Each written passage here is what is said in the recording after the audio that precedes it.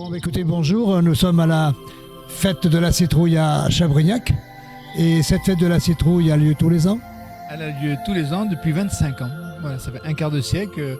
La cour de l'école est décorée de cucurbitacées de toutes les couleurs.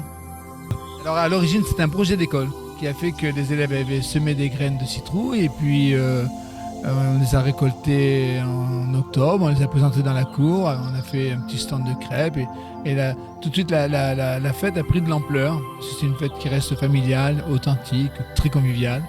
Et depuis 25 ans, la cour de l'école est décorée de potirons, de courges, de citrouilles, de toutes les couleurs. Comment font les gens pour avoir des citrouilles aussi grosses, si vous voulez? Alors, il y a des techniques, certains mettent sur des tas de fumier ou sur des tas de compost, d'autres, paraît-il, les engraissent aussi avec du lait. Voilà, mais bon, nous on a tout essayé et j'avoue qu'avec le comité des fêtes, on n'arrive jamais à avoir de gros potimarrons.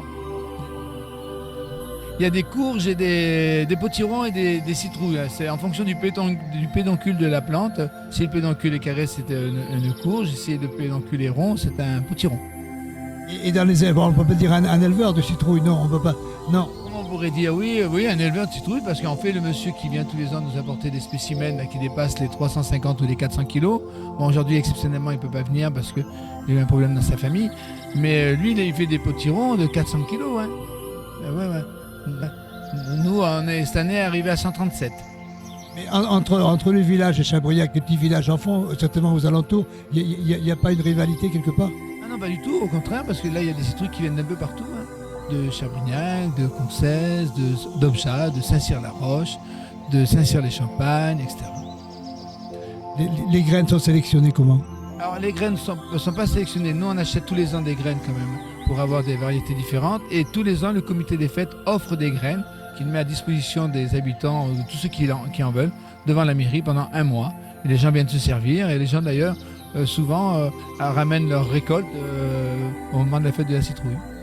Mais on fait toujours une soupe de potimarron tous les ans au moment du repas.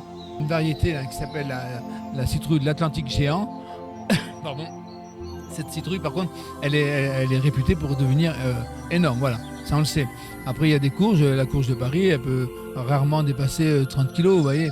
Ou le potiron rouge des Temples, il fait dans les 30-40 kilos. Mais la géante de l'Atlantique, elle peut faire dans les 400, mais même récemment, j'ai vu à la télé dans les 800 et quelques kilos. Mais là, il y a tout un processus. Je pense qu'elles sont mises en terre longtemps à l'avance, elles sont après alimentées régulièrement. Voilà. Et point de vue gustatif, vaut mieux une grosse citrouille comme ça, comme vous dites là? Alors les grosses citrouilles, en fait, elles sont bonnes, mais elles sont pas goûteuses, quoi. Il vaut mieux des petites rouges, et puis vraiment les connaisseurs vont aller chercher des potimarrons, vont aller chercher la musquée de Provence, vont aller chercher la butternut. Voilà, les gens qui sont connaisseurs savent très bien qu'ils n'iront pas chercher ces grosses citrouilles pour les consommer. Citrouille, oignons, pommes de terre. Et une cuisson lente et douce.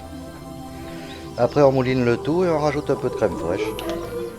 Et le tour est joué. Et on déguste.